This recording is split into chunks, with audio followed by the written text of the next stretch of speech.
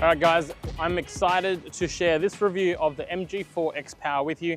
We're here today after driving 950 kilometers from Sydney to Brisbane with this car, which is a 400 kilometer range vehicle. Now, why that's exciting is I just wanted to put it through its paces, find out how much it was going to cost to charge it the quickest possible way, not the cheapest possible way. So before anyone gets at me in the comments, yes, there are multiple cheaper ways to charge this car between here and Sydney.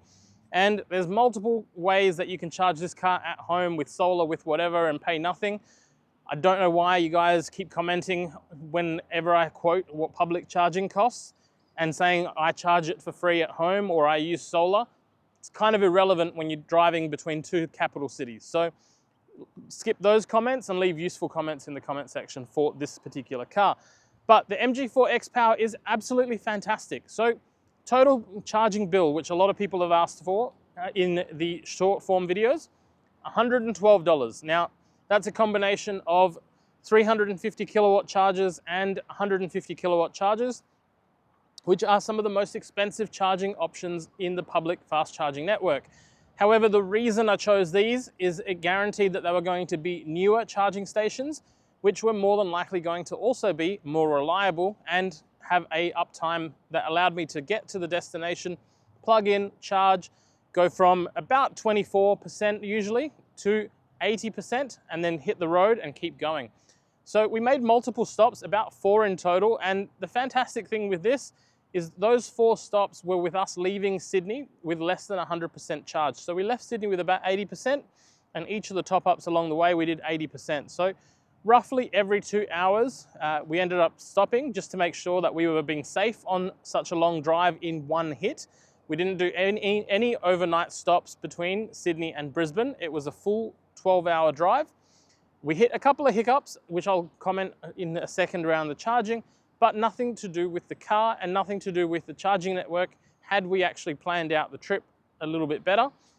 My version of planning was literally going to the first charging stop, checking out where the next possible one was that was going to be at the fastest possible charging speeds, and then doing that same thing every single time we stopped. So if you had some notice, like most people driving between Sydney and Brisbane or Brisbane and Sydney or any other long trip, you would plan out and you would work out where you're going, potentially maybe even organize an overnight stop or a lunch or anything like that. So honestly, for $112 to get from Sydney to Brisbane, it's fantastic. If you're a family and you're wanting to go between cities, it's far cheaper than an airplane ticket. And as someone who flies frequently to Sydney, it's still cheaper than an airplane ticket, even once I factor in my time. So once I factor in my average hourly wage versus the time taken to do the drive in this car, it's still a cheaper option for me. And it would also mean I have a car at the destination. Now, enough about that. I'll have a breakdown of exact charging costs, where I charged and how much we put in the comment section. And on the website, we'll go into it in a little bit more detail. We do need to drive this car back to Sydney once we're done with the review. So once we do that, I'll also make sure that we plan out maybe some of the cheaper options. I'm still working out how I want that video to go. So stay tuned for that one. Now the MG4 is in Hunter Green.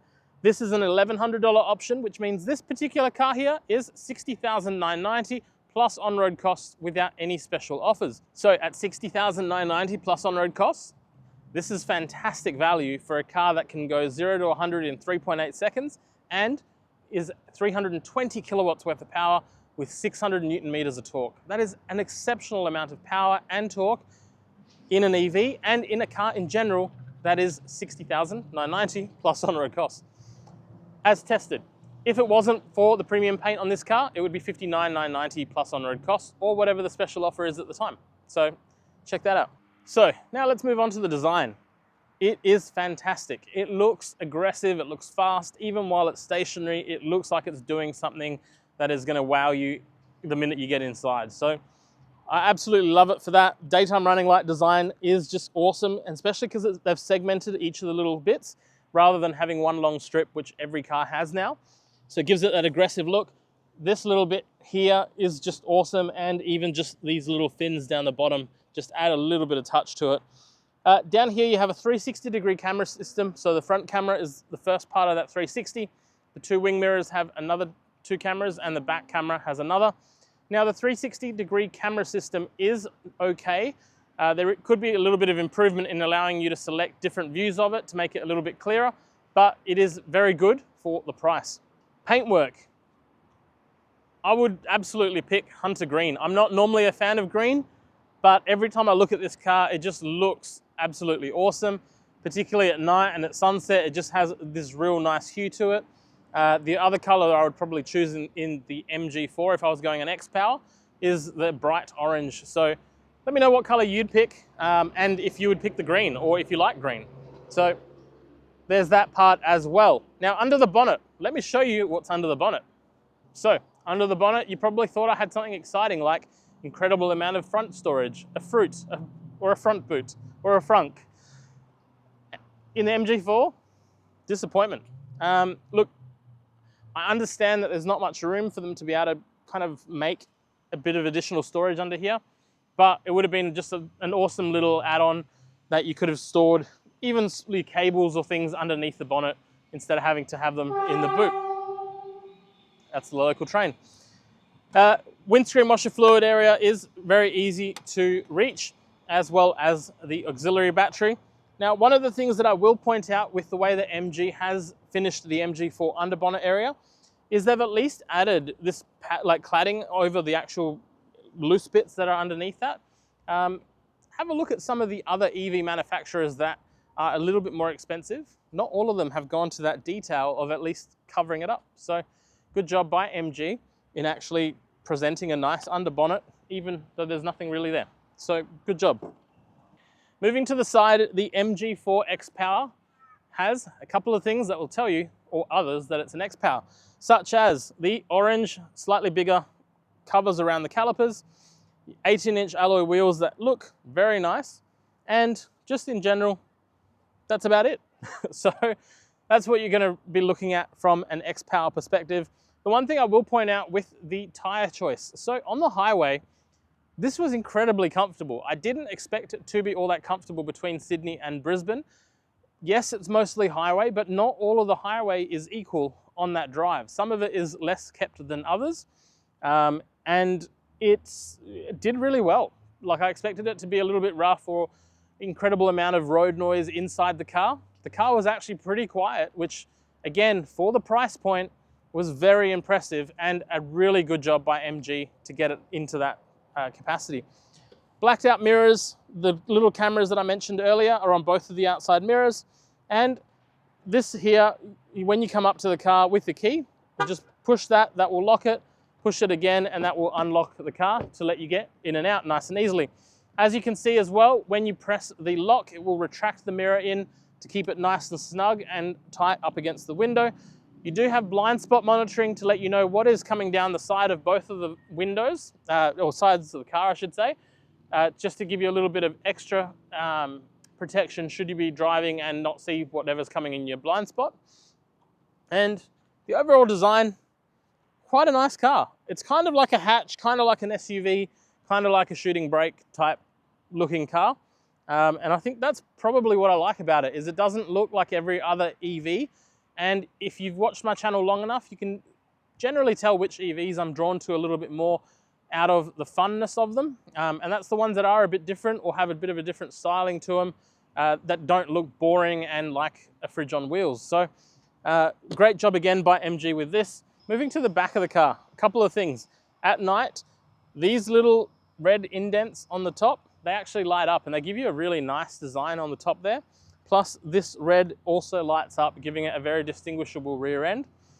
Opening it up, no electric tailgate, but it does open up quite nice and wide, and a surprisingly large amount of space on the inside. One of the things I was really impressed with is I could fit my large suitcase plus my carry-on and my small bag that goes underneath the seat on planes in the back while I had this here. I did have to move some of these cables out of the way, so that was one thing that you need to be aware of. Now, there's a couple of different things that we will be testing and showing you, including the vehicle to load function, which is what this cable is for. And to make charging at home easy, MG also provides a charging cable and kit for you to charge from your mains power at home. making it nice and easy.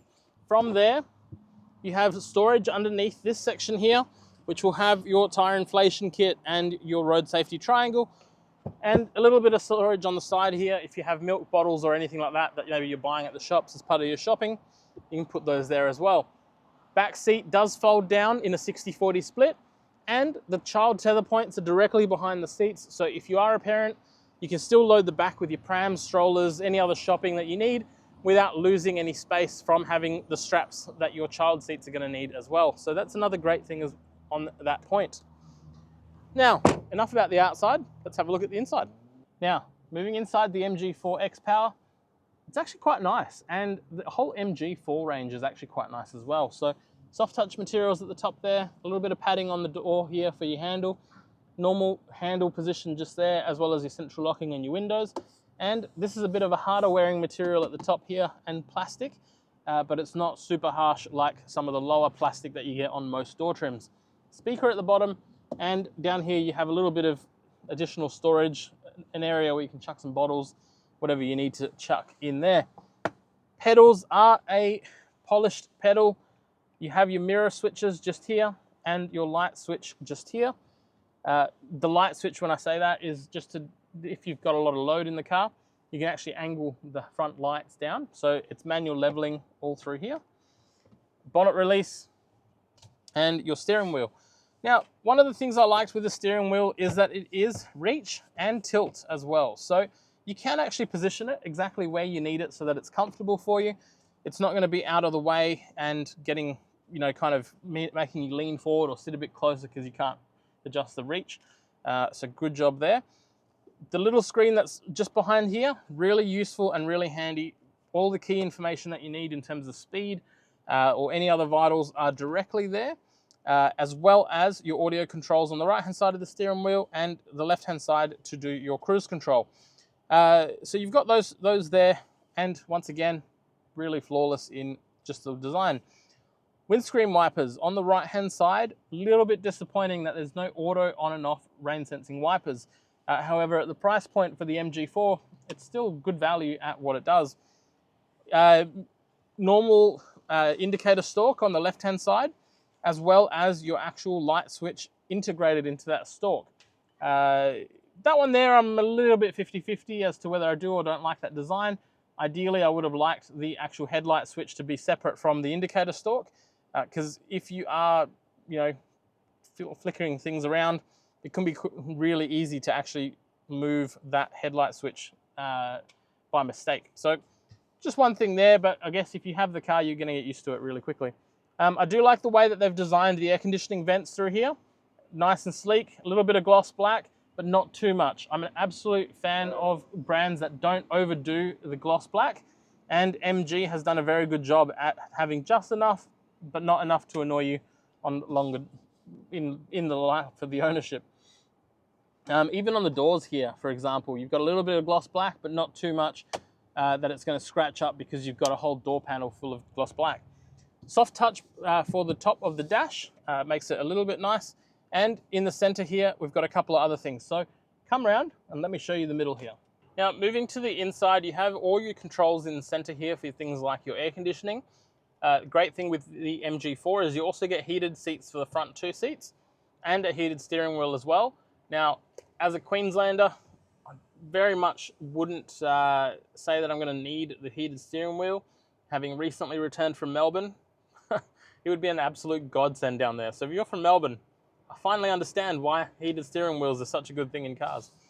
Air conditioning works very seamlessly and nice and easy. It's pretty responsive.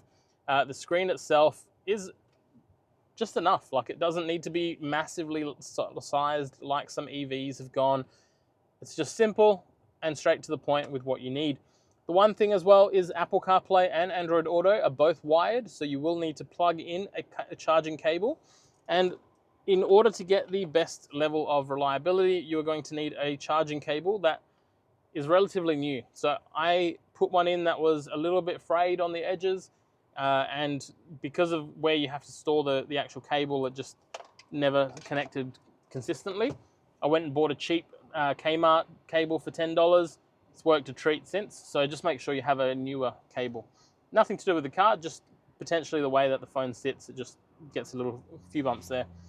Interestingly enough, you do have a wireless charging pad just here. So if you do have a phone and you want to charge it wirelessly, you can do that, and it sits at the top there. The one thing to note with that is obviously you're still going to have your phone plugged in if you want to use Apple CarPlay or Android Auto. So it's probably more for your passenger than it is for yourself. The gear dial just here, this will do your selections. So push it down to go into park, twist it to the left or to the right to go into reverse or into drive, and into the center to go into neutral. Electric park brake just here. And the car does also offer auto hold. So when you come to a stop at the lights, you can take your foot off the brake, providing auto hold is engaged, and it will keep the car in its position. As an EV, regenerative braking is not standard on the car as a on function. So if you do want to turn it on, you just need to go into the menu here and actually turn it on, and then you can play around with the different levels of that regenerative braking functionality, including the one pedal driving. Now, a lot of people have complained around one pedal driving smoothness in this, that it's not quite nice, it's not sophisticated. Personally, having driven it back from Sydney with one pedal driving on, I was actually quite impressed with it. Like, it didn't seem all that dissimilar to the Tesla that I previously had, that I've done that drive in. So I thought it did a very good job, particularly for the price point. In terms of the glove box, there's a decent level of storage in there. And outside of that, the seats are incredibly comfortable with this mixture of materials through here, enough bolstering, and a really well-placed armrest. So on the drive, it is actually a very comfortable place to be. I suffer from lower back pain from time to time on longer drives. And I've got to be honest, I had a very enjoyable and very comfortable drive in the MG4 on the way back up from Sydney, which for me, in most cars, usually I'd require a lot of stops to make sure that I'm feeling great, but not with this. Cup holders are down here. Now, it is a little bit of an unusual spot to put cup holders, particularly when everything else is kind of at this level.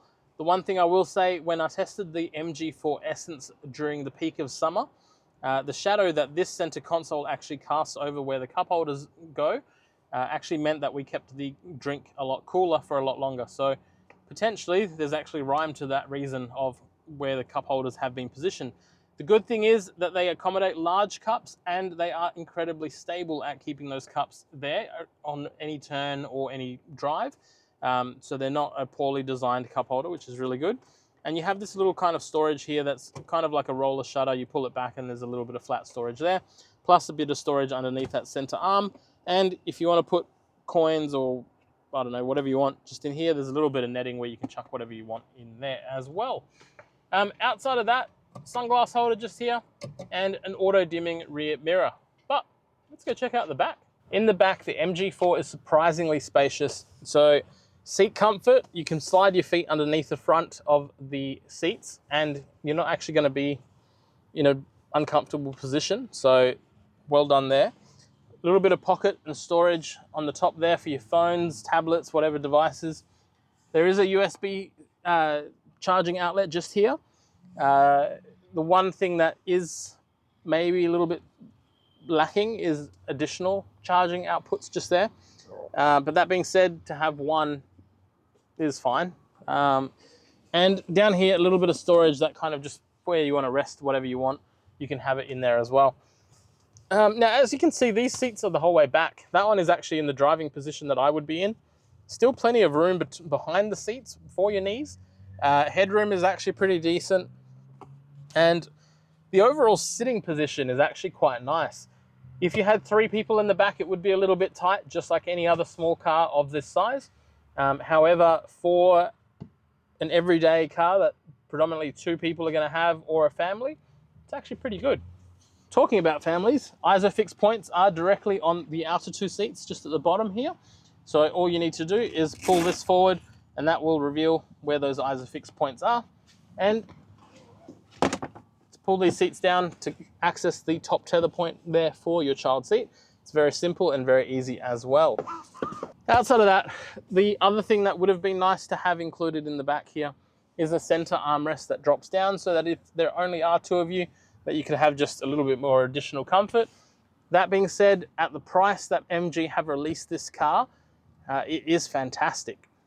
bear in mind that a lot of other performance vehicles of these figures are at least $15,000 to $20,000 more, if not even more than that. So MG has done really good at delivering a fun, exciting, and fast car that is still stable, quiet, and smooth on the highway, and offers plenty of day-to-day practicality like backseat space, child seat arrangements, and even some of the technology. So we're really excited to bring you further updates on the MG4 as we have this car for a bit longer.